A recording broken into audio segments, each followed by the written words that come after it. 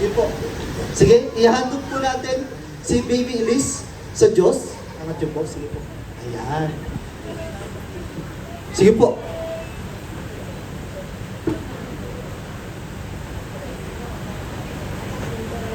Ayan. Sige po. Ihandog po natin siya. Ano?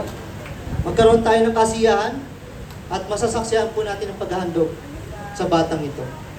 Mula sa kapangyarihang pinagkatiwala sa akin ng Diyos, bilang isang ministro ng Panginoong Hesukristo,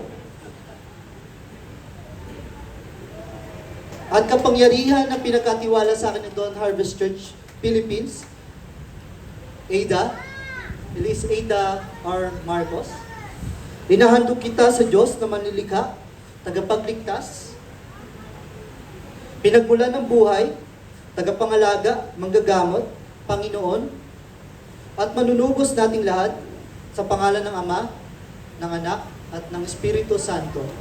Amen. Salamat po. Dalapakan po natin. Thank you po.